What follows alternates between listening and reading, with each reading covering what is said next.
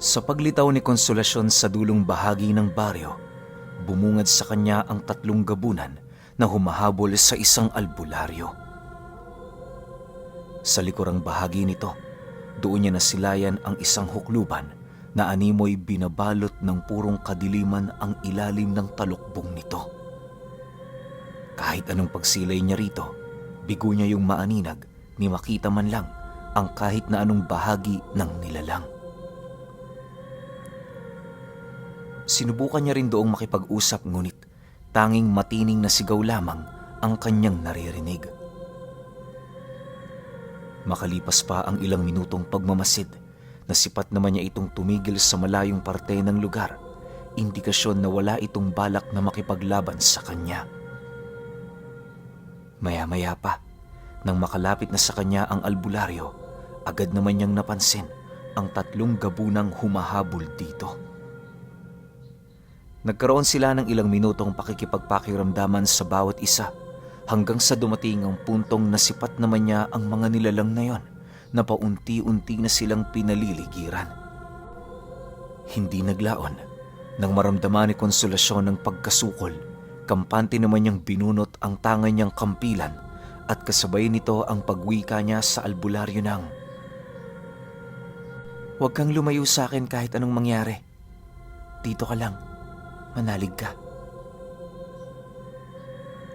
Nang marinig naman ng albularyo ang kanyang sinabi, tumango lang naman ito bilang pagsang-ayon.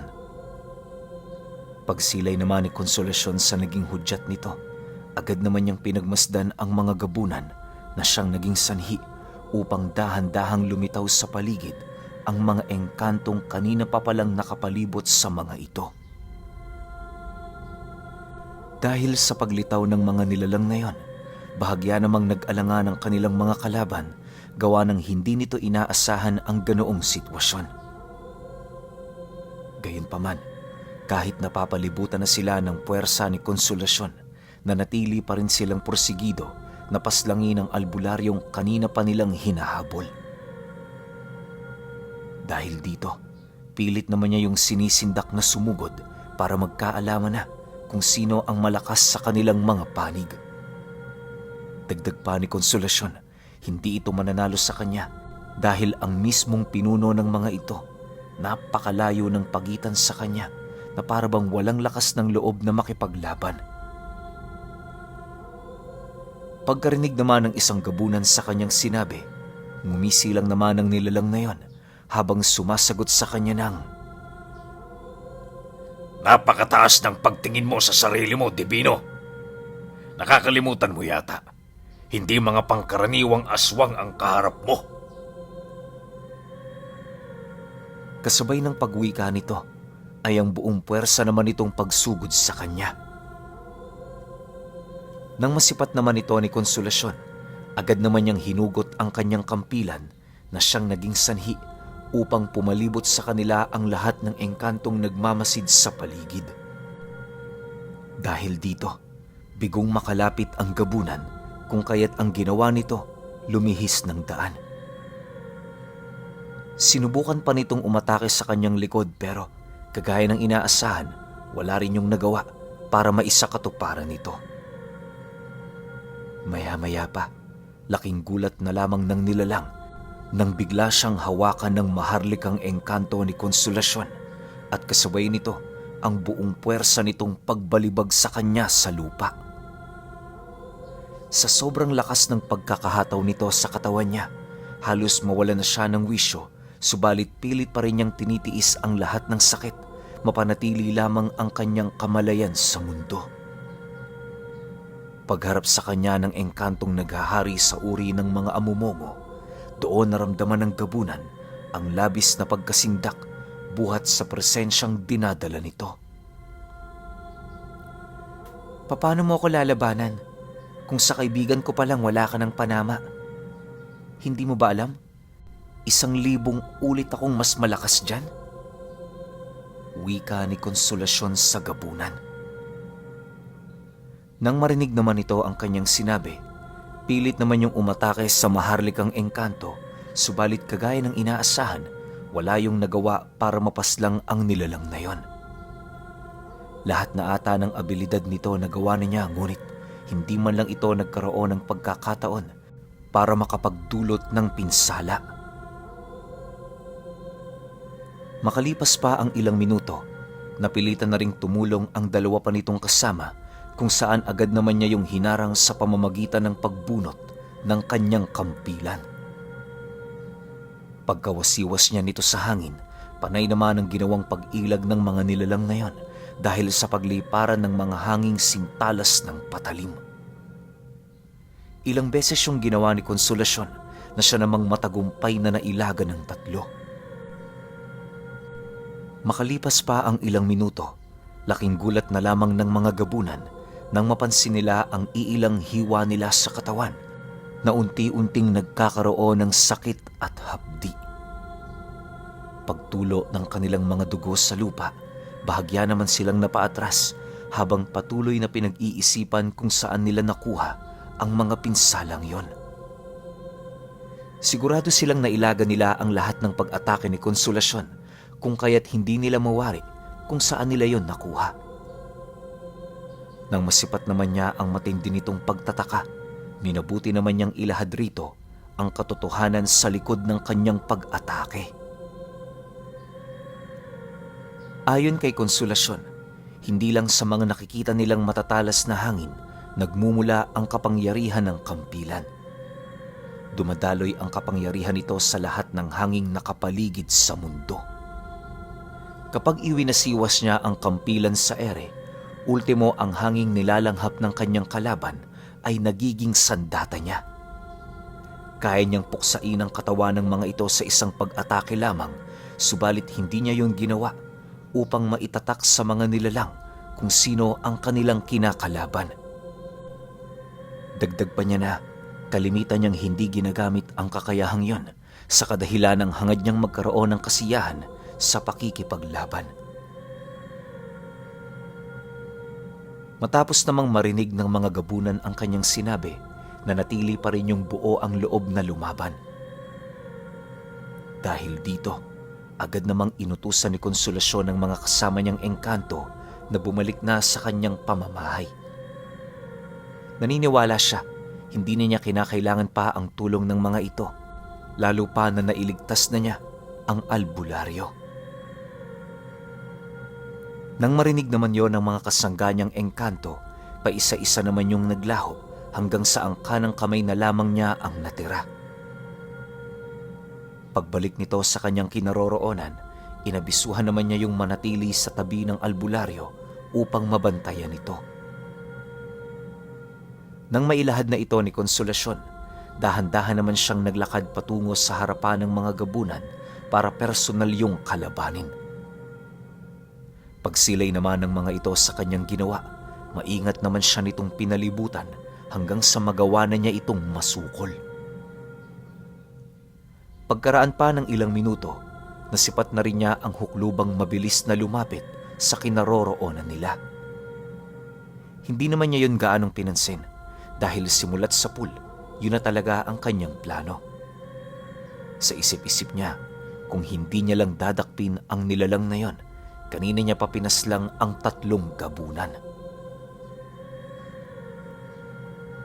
Nang makalapit na sa kanila ang hukluban, taimtim naman siyang nag-usal at kasabay nito ang pag-ihip niya sa buong paligid ng mga pangselyo. Pagsilay niyang kumakapit na yon sa hukluban, muli niyang ikinumpas ang kanyang kampilan na siyang naging sanhi upang humiwalay sa 3 parte ang mga gabunan. Dahil sa bilis ng mga pangyayari, ultimo ang albularyong nagmamasid, walang kaide-ideya kung papaano napaslang ni Konsolasyon ang mga nilalang na yon. Matapos niya itong maisakatuparan, pilit namang bumagsak sa lupa ang hukluban, habang buong puwersa pa rin itong ikinakalas ang pangselyong dumapo sa kanyang katawan. Pagsilay niya pa sa ginagawa nito, muli niya yung nilapatan ng tigalpo na siyang naging sanhi upang tuluyan na itong maparalisa. Dahil dito, minabuti niyang magtawag ng mga engkanto na siya namang magpapasan sa katawan ng hukluban pabalik sa kanyang tahanan. Maya-maya pa, nang marating na nila ang bahay niya, doon bumungad sa kanya ang 5 albularyong kanina pang naghihintay. Pagsilay ng mga ito sa daladala ng mga engkanto, agad naman yung lumapit habang bakas sa pagmumukha ng mga ito ang labis na pagtataka. Bago ipakita ni Konsolasyon ang nahuli niya, minabuti niya munang igapos ito sa isang matibay na puno. Inalisan niya rin yon ng kakayahang magbanggit ng anumang uri ng usal, maging kakayahang magpanatili ng lakas nito sa katawan. Matapos niya itong maisakatuparan, mahinahon naman niyang inabisuhan ang mga albularyo na huwag munang hahawakan ang alinmang parte ng katawan nito. Malaya kayong tingnan yan, pero huwag niyo sanang hahawakan. Hindi natin alam kung ano ang sumpang bumabalot sa talukbong na sinusuot ng demonyong yan. Para maging ligtas tayong lahat, hintayin natin ang pagsapit ng oras ng kahinaan ng lahat ng puwersa sa kaliwa. Magkita-kita tayo rito, pagtungtong ng 1:00 ng madaling araw. Wika ni Konsolasyon sa mga albularyong naroon. Pagkarinig naman ng mga ito sa kanyang sinabi, paisa-isa naman yung nagbalikan sa kanilang mga kubo. Upang hindi maburyong ang iilan sa mga ito, nagpaalam ito sa kanya na iinom ng tuba. Hindi naman niya yun pinigilan dahil likas na sa mga lalaki ang uminom ng alak. Bukod kasi sa nakakapagbigay yon ng ligaya, isa rin yun sa mga pamamaraan upang mapagtibay ang kanilang samahan. Habang pinagmamasdan ni Konsolasyon ng mga albularyo, panay naman ang pagsipat niya sa hukluban na nakagapos sa puno. Mariin niyang pinakikiramdaman kung ano ang ginagawa nito nang sa gayoy maging handa sila kung sakali mang merong hindi magandang mangyayari. Sa pagsapit ng hating gabi, inabisuhan niya ang mga manginginom na ipagpaliban na muna ang kanilang ginagawa. Paglapit nila sa kinaroroonan ng hukluban, minabuti niya munang mag-alay ng isang maliit na ritual bago siya maglakas loob na hawakan ang talukbong nito. Matapos itong gawin ni Konsolasyon, dahan-dahan na siyang lumapit sa kinaroroonan nito habang nananatiling tahimik. Pagharap niya sa pinaggagapusan ng nilalang, buong tapang naman niyang hinila ang suot-suot nitong talukbong na siyang naging sanhi upang bumungad sa kanila ang isang nilalang na dahan-dahang nagkakaroon ng anyo. Sa isang iglap, doon nila nakita ang isang lalaking may pagkakahawig sa isang demonyo dahil sa mga sungay nitong nakatayo sa likod ng kanyang ulo at sa sentro ng kanyang noo. Pagmulat ng mga mata nito, kitang-kita ni Konsolasyon kung papaano yun lumiyab ng bahagya. Hindi pangkaraniwan ang mga mata nito, gawa ng para yung mata ng nilalang, nakakaahon lang sa impyerno. Kahit nga dibino si Konsolasyon, hindi niya maiwasang makaramdam ng kaba laban sa nilalang na yon. Ang mas ikinabahala niya pa, nang marinig niya yung magsalita gamit ang ibang lengguwahe. Ayon sa kanya, para yung lengguwahe ng Latin na kung binibigkas ay pabaliktad. Bagaman walang lason ang mga katagang yon, nakapagtatakang nakakaramdam ng matinding pagkahilo ang iilan sa mga albularyong nagmamasid. Dahil dito, inabisuhan na ito ni Konsolasyon na umatras para makaiwas. Sa pagpapatuloy ng ganoong pangyayari, naging malabo naman ang kanilang usapan. Imbis kasi na sumagot yun sa mga tanong, paulit-ulit lang yung humahagik-gik na parabang nang iinsulto. Makalipas pa ang ilang minutong pagtitimpi ni Konsolasyon, bigla naman niya yung tinigalpos sa noo, sabay wika rito ng, "Kung hindi mo sasagutin ang mga katanungan ko, ibabalik na lang kita sa impyerno.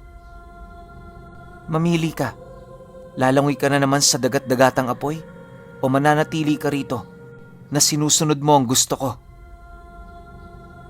Nang marinig naman ng nilalang ang kanyang sinabi, bigla naman yung napatahimik habang pabulong yung sumasagot ng, Bakit ako matatakot sa mga banta mo? Impyerno? Nakailang balik na ako doon. Ito ang tandaan mo, Divino. Darating ang panahon, makakasama kitang lalangoy sa mga kumukulong asupring naroon. Araw-gabi kitang papahirapan. At mula roon, isusumpa mong nabuhay ka pa sa mundong ibabaw. Akala mo ba, hindi ko nakikita sa iyong mga mata ang iyong mga kasalanan? Nakakahiya ka. Nakakahiya ka higit kanino man.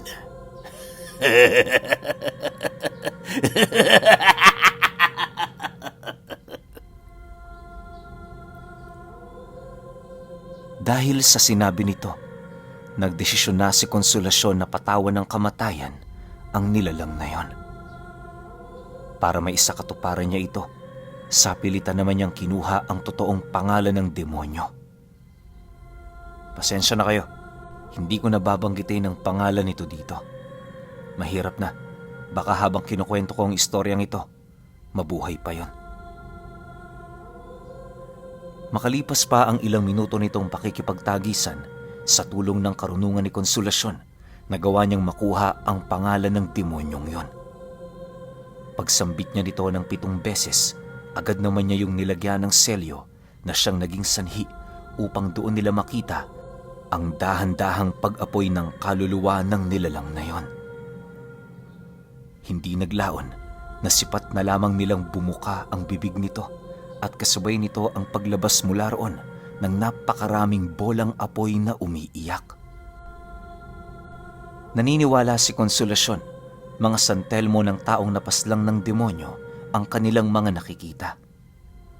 Maaaring kumakain yon ng kaluluwa para magkaroon pa yon ng karagdagang lakas at kapangyarihan. Pag-angat ng mga santelmo sa kalangitan, agad din naman yung hinugot ng lupa na siyang naging sanhi upang paisa-isa yung magsibulusok hanggang sa tuluyan na itong maglaho. Sa pagbalik ng katahimikan sa paligid, doon na rin nila nasilayan ang pagkaagnas ng kabuuang katawan ng nilalang. Kahit ang balabal nitong tinatangan, tuluyan na ring naging alikabok. Sa pagkawala nito, agad namang nagpatawag ng isang pagpupulong si Konsolasyon. Naniniwala siya ang pagkamatay ng nilalang na yon ang magsisilbing isang malaking banta para sa kaligtasan nila. Malakas din ang kanyang kutob na dahil sa paglitaw ng mga ito, isa yung matibay na palatandaan na dahan-dahan nang nagkakaroon ng buhay ang asawa ni Satanas. Sa paglipas ng mga araw, wala naman silang ibang ginawa kundi ang maghintay. Para makasigurong maraming dadalong mga albularyo, nagbigay ng utos si Konsolasyon ukol sa personal na pag-imbita nila rito. Imbis na mga engkanto ang gawin niyang mensahero, purong mga albularyo ang kanyang pinagalaw na meron lamang kasakasamang mataas na uri ng kanyang mandirigma. Sa halos ilang araw na pagbabaybay ng mga ito, nagawa naman nilang marating ang lahat ng baryong nasasakupan ng kanilang samahan. Pagdating nila sa mga lugar na yon, agad naman nilang hinanap ang kanilang mga kasama para ilahad ang magandang balita. Makalipas pa ang 3 araw, nabalitaan na lamang niya ang sabay-sabay na pagbalik ng mga ito sa kanyang tahanan. Nalaman niya rin sa mga engkanto niyang mensahero, naging matagumpayang lakad ng mga albularyong kanyang inutusan. Nang makabalik na ang mga ito, agad naman nila yung sinalubong, bitbit ang mga pagkain nilang niluto, pagpapakita ng kanilang kagalakan ukol sa matagumpay na misyon ng kanilang mga kasamahan. Kinahapunan noong mismong araw na yon, nagtipon-tipon sa bakuran ni Konsolasyon ang humigit sa 17 albularyo. Bawat isa sa mga ito, kargado ng matataas na uri ng bakod at puder, indikasyon na marami na yung pinagdaanan sa kanilang paglalakbay. Habang nakikinig ng istorya si Konsolasyon, doon niya nalaman na hindi rin pala biro ang pagbalik ng mga ito sa kanyang lugar. Ayon sa isang matandang kanyang nakausap, ilang beses nilang iniligaw ang mga hukluban dahil sa ramdam na ramdam nila ang pasimple nitong pagsunod sa kanilang grupo. May mga pagkakataon ding napapasok sila ng mga bagat ng mga aswang, subalit awa naman ng Diyos, ligtas sila roong nakakalabas. Dagdag pa ng albularyong yun na kung hindi dahil sa mataas nilang bakod at puder sa katawan, maaaring hindi na sila makakalabas pa ng gubat. Matapos naman niyang marinig ang mga pahayag nito, pumili siya ng 5 albularyo na kanyang makakatuwang sa gagawin niyang ritual. Naniniwala si Konsolasyon na mula sa araw na yon, kinakailangan na nila ng karagdagang harang sa kanilang tinitirhan. Pagkaikot niya ng 3 beses sa kinaroroonan ng mga ito, doon na siya nakapagpasya kung sino-sino ang tutulong sa kanya. Sa pagtayo ng 5 albularyong napili niya, doon niya inilahad ang ritual ukol sa paggawa ng hindi nakikitang harang. Ayon kay Konsolasyon, lahat ng may masasamang bahid ng kaluluwa hindi makakapasok sa kanilang lugar kapag nagawa na nila itong buhayin. Dagdag pa niya, yun lamang ang nag-iisang paraan upang patuloy pa rin silang mabuhay ng mapayapa sa kabila ng paparating na digmaan. Matapos naman itong marinig ng mga albularyo, agad naman yung sumama sa kanya. Mula sa kanyang tahanan, tinahak nila ang salungat na direksyon upang gawin ang harang na sinasabi ni Konsolasyon. Paglalarawan niya sa ritual na yon, mananatili siya sa pinakagitnang bahagi ng kanyang tahanan at ang mga albularyo naman tutungo sa hangganan ng lupaing pagmamay-ari ng kanilang samahan. Mula sa loob ng kanyang pamamahay, tataas ang hindi nakikitang enerhiya sa bawat engkantasyong babanggitin niya. Pagtatapat pa niya na kahit makapangyarihan ang ritual na yon, hindi nito kinakailangan ng alay. Bibihira lang din yon kung magamit ng mga albularyo sa pangkasalukuyan dahil piling tao lamang ang nakakaalam sa lihim nito. Bago pumutok ang bukang liwayway, na isa katuparan na nga ni Konsolasyon ang nais niyang mangyari. Paglaganap ng harang na yon sa paligid, unang napansin ng mga albularyo ang pag-iba ng temperatura ng hangin. Kung noon ay medyo mainit-init ito, ngayon napakalamig na nito. Umaraw man o gabi sa lugar na kanilang tinitirhan, hindi nila nararamdaman ang init na dumadaloy mula sa sikat ng araw. Dahil sa pagbabago ng paligid, pilit naman nilang ginawa ang lahat upang mapanatiling normal ang mga bagay na kanilang ginagawa. Sa paglipas ng mga buwan, wala nang naging balita sila Konsolasyon sa mga hukluban. Merong mga nagsasabing gumagala ang mga ito sa kagubatan na para bang may mga nilalang yon na hinahanap. Ang iilan sa mga to, malapit lang sa kanilang lugar pero hindi na nila yon gaanong pinapansin. Ang tanging pinagtutuunan noon nila Konsolasyon ay ang taong maaaring sapian ng asawa ni Satanas. Isang araw, habang naglalakad sila sa baryo para bumili ng mga pangangailangan, meron sila doong nakasalubong na isang espiritista. Kaya yun nasabing espiritista ni Konsolasyon dahil habang naglalakad ito, kitang-kita niya kung papaano yun palibutan at sundan ng mga kaluluwa. Bukod tangi rin ang presensya ng babaeng yon na para bang wala na itong anghel na gumagabay sa kanyang pagkatao. Ayon pa sa kanya, nasa edad 40 na ang babaeng yon. Halata rin sa pagmumukha nito ang pagiging isang babaeng bao, buhat sa matamlay, at patay na emosyon nitong ipinapakita. Dahil dito, agad naman niya yung nilapitan para kausapin. Unang tanong niya sa babaeng yon, ano ang pangalan nito, saan yun nakatira, at kung bakit ito napunta sa kanilang baryo. Tinanong din ni Konsolasyon ang edad nito, lalong-lalo na ang kanyang relihiyon. Matapos naman itong marinig ng babae, mahinahon naman yung tumitig sa kanya habang sumasagot ng, "Libeth ang pangalan ko. Hindi ako taga rito at napadpad lang ako sa lugar na ito dahil sa pasya ng aking puso. Nag-iisa lang din ako sa buhay, kaya wala kayong dapat na ikabahala pa." Nang marinig naman ni Konsolasyon ang sinabi ng babae, agad naman niya yung inabisuhang sumama sa kanila, pero sa kasamaang palad, hindi sila nito pinaunlakan.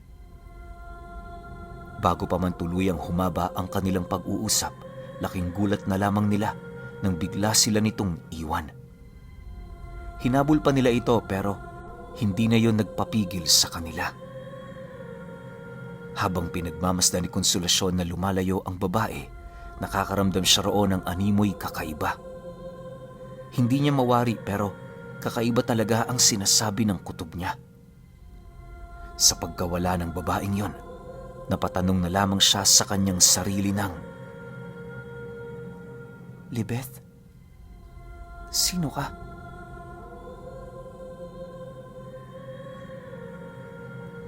Okay, ito na yung pangako ko sa inyo na kasunod na storya after no episode 3.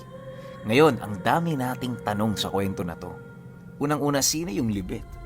Diba? Tapos, gaano pa karaming antingero ang kailangan ni Konsolasyon para maselyuhan niya yung buong lugar nila? Kasi kung pakikinggan nyo na maigi tong episode na to, parang ilang beses na nilang ginawa ng depensa Pero parang may nakakalusot pa rin. Ibig sabihin, ganun talaga kalakas, di ba? Lalong-lalo pa, ito si Konsolasyon, purong dibino.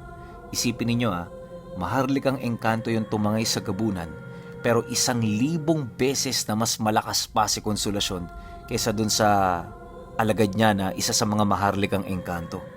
Ano kaya yung buong potensyal ng lakas ni Konsolasyon? Diba? Pero para di na kayo mainip, sunod na natin yung episode 5. Yun lang. Salamat.